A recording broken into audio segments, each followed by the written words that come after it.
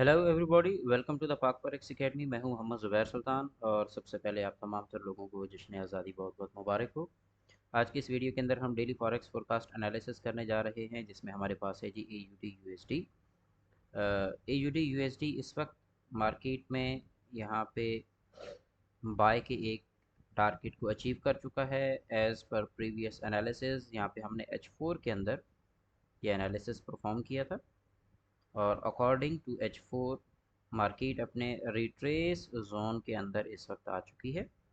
Market ने यहाँ से ये एक सेल दी, उसके बाद ये रिट्रेस और अब फिर फर्दर सेल डायरेक्शन को कंटिन्यू करेगी।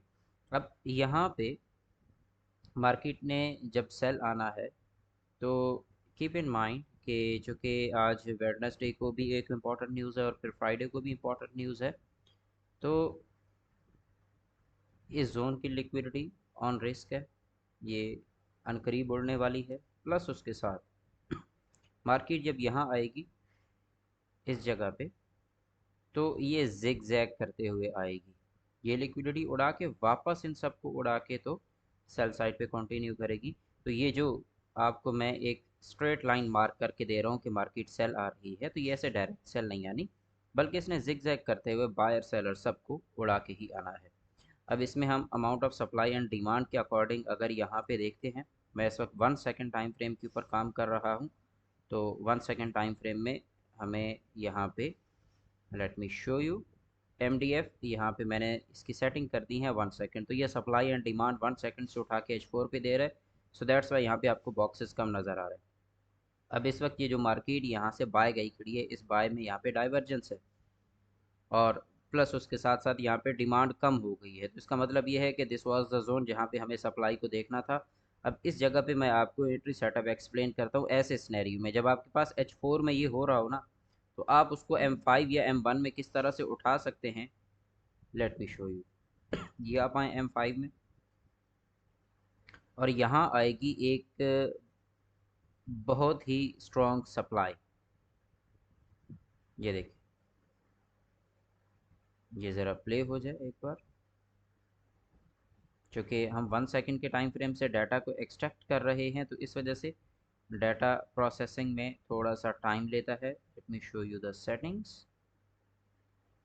ओके, अब यहाँ देखें, ये हमारा एरिया है और यहाँ आई है एक स्ट्रॉन्ग सप्लाई, ये आई खड़ी है सप्लाई। इस सप्लाई के बाद अब ये सप्लाई कैसे हम कंपेयर करते हैं, ये सप्लाई हमने देखनी होती है अपनी प्रीवियस डिमांड्स के कंपैरिजन में। तो लास्ट स्ट्रॉन्ग डिमांड ये खड़ी है जिसकी वैल्यू यहाँ पे है 88 और ये सप्लाई आई खड़ी है जिसकी वैल्यू है 128। तो ऐसे सेटअप में हमारे पास कंफर्म सेल होता है अपने पास्ट लेवल से। ये देखें, ये कंफर्म सेल है। यही पैटर्न आप किसी भी पेयर में ले लें, फॉरेक्स में ले लें, क्रिप्टो में ले लें, स्टॉक में ले लें, ये इक्वल वर्क करता है। मैं यहाँ पे चेंज करता हूँ इसको AUD USD की जगह। अब आगे बढ़ते हैं। नेक्स्ट हमारे पास है यूरो USD।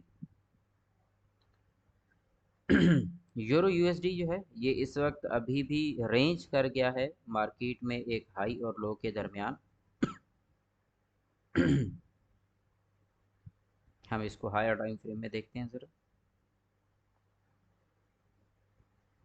तो हायर टाइम फ्रेम में मार्केट अपने प्रीवियस लेवल के ऊपर रेंज कर गई है और इस जगह पे हम amount of demand and supply को देखेंगे।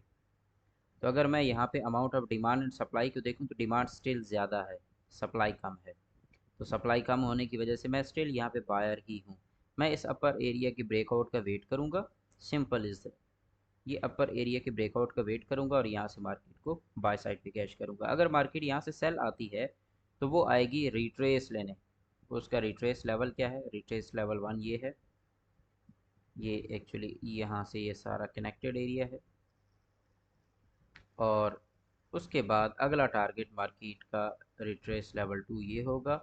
उससे नीचे आएगी तो मार्केट सिर्फ इस वजह से आएगी कि उसके पास लिक्विडिटी नहीं होगी।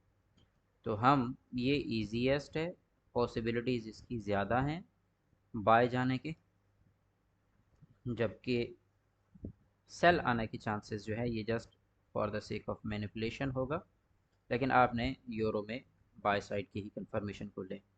आगे बढ़ते हैं GBP USD पे। GBP USD इस वक्त अच्छा बाय जा रहा है और इसमें मज़ीद बाय का पोटेंशियल है। कितना पोटेंशियल है? ये मार्केट यहाँ से सेल, बाय और ये कम से कम इस टाइम को टच करने जा रहा है। तो ओवरऑल GBP USD जो है ये हमारा प्ले हो चुका हुआ है सेटअप, इस वजह से यहाँ पे बाय। अब इस बाय में यहाँ पे एक छोटा सा रिट्रेस आ रहा है, ये retrace up to this area आ सकता है।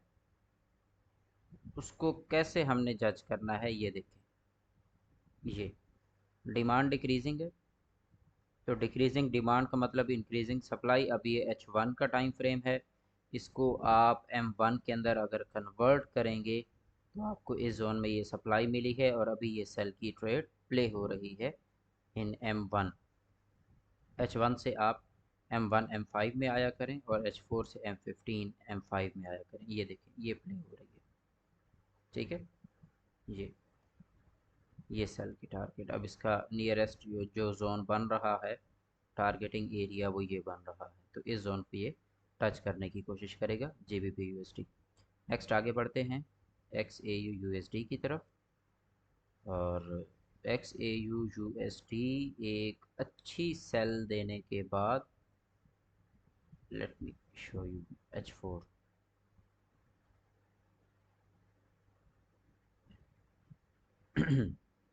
इन दिनों इंटरनेट की कनेक्टिविटी ओवरऑल डिस्टर्ब है। ये देखिए इस वक्त मार्केट ने ये एक अच्छी सेल दी है, ये आपका एक जोन है।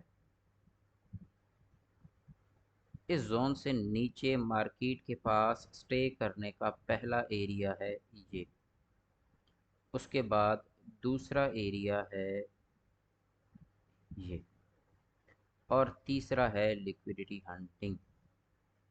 ये लिक्विडिटी हंटिंग इसी वीक के अंदर अंदर हो जानी है, यानी कि ये मार्केट यहाँ से इसको उड़ा के वापस बाय डायरेक्शन में जा सकती है, एक अच्छी खासी विक लगा सकती है। दूसरा ऑप्शन ये है कि मार्केट यहाँ से अपना टारगेट फिल करे, जो मैंने आपको बताया हुआ है 2560 के आसपास का है, 2560-40 के आसपास का है।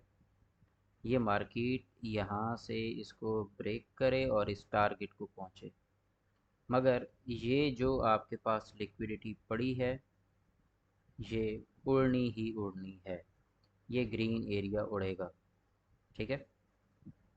तो गोल्ड के अंदर अगर मैं आज के दिन की अपॉर्चुनिटीज़ की बात करूं तो आज के दिन में आपके पास सेलिंग अपॉर्चुनिटीज़ इस लेवल से नीचे हैं, इससे नीचे प्रॉपर क्लोज पे आपके पास सेलिंग अपॉर्चुनिटीज़ होंगी। फिर अगर न्यूज़ आती है तो न्यूज़ के अंदर आपने देखना है कि मार्केट आया इस लिक्विडिटी के करीब करीब है या नहीं। अगर इस लिक्विडिटी के करीब करीब है तो फिर मार्केट जो है इसको उड़ा देगी, अगर इसके करीब नहीं है तो फिर ये मार्केट मज़ीद बाय निकलने के चांसेस हैं। तो वो अप साइड पे टारगेट भी आपके पास है, डाउन साइड पे टारगेट भी आपके पास है, बस आपने डायरेक्शन पकड़नी है, सप्लाई एंड डिमांड को देखना है और उसके मुताबिक अपनी ट्रेड्स को एग्जीक्यूट करते जाना है। इंशाल्लाह नेक्स्ट वीडियो के अंदर मुलाकात होगी। अपना ख्याल रखिएगा। Take care. अल्लाह हाफ़िज़।